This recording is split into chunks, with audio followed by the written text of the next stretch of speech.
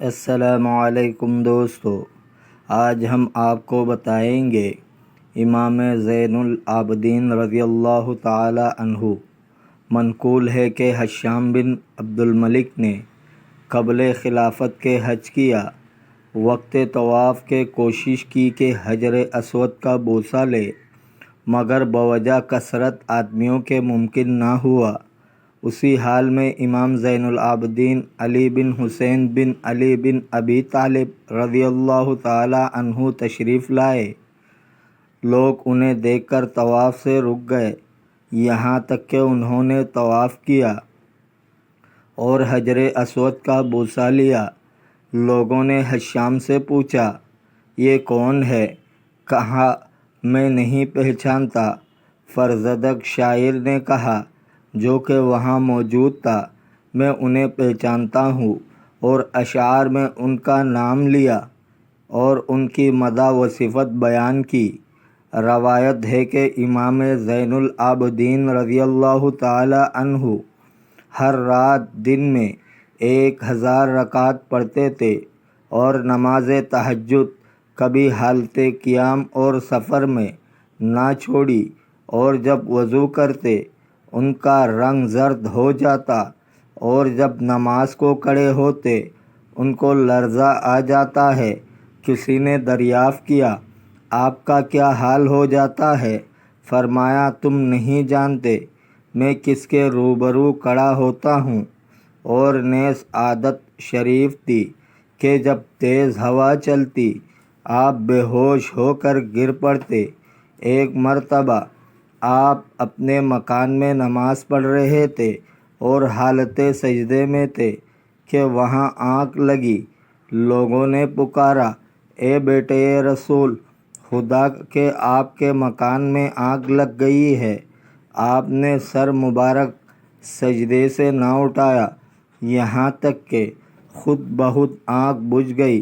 بعد فراغ نماز لوگوں نے سبب پوچھا۔ فرمایا، دنیا کی آگ سے آخرت کی آگ کے خوف نے مجھے غافل کر رکھا۔ اور حضرت امام کی یہ دعا تھی، خداوند پناہ مانگتا ہوں کہ لوگوں کی نظروں میں میرا ظاہر اچھا ہو اور میرا باطن در حقیقت برا ہو۔ اور فرمایا کرتے تھے کہ بعض خدا کی عبادت اس کے خوف سے کرتے ہیں کہ یہ عبادت تو غلاموں کی ہے، اور بعض اس کی عبادت رغبت ثواب سے کرتے ہیں، یہ عبادت تاجروں کی ہے، اور بعض محض بطور عدد شکریہ اس کے نعمتوں کا ادا کرتے ہیں، یہ عبادت آزاد بندوں کی ہے۔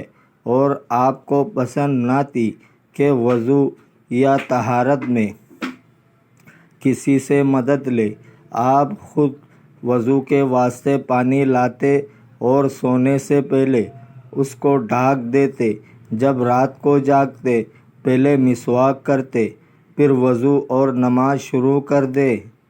اگر دن کے وظائف میں سے کچھ فوت ہو جائے تو رات کو ادا کرتے۔ جب چلتے اپنے ہاتھ زانوں سے ملا کر رکھتے اور اپنے ہاتھوں کو چلتے میں حرکت نہ دیتے۔ مجھے تعجب ہے فخر کرنے والے سے، کل تک وہ نطفہ ناپاک تھا اور کل پھر مردار ناپاک ہو جائے گا، اور مجھ کو بڑا تعجب ہے اس سے جو فنا ہونے والے گھر کے واسطے عمل کرے، اور جو گھر باقی اور قائم رہنے والا ہے اس کے واسطے عمل ترک کرے۔ اہل مدینہ میں اکثر اشخاص ایسے تھے جن کی گزران ہوتی تھی اور ان کو خود نامعلوم تھا کہ ان کی وجہ معاش کہاں سے ہے اور کیا ملتا ہے۔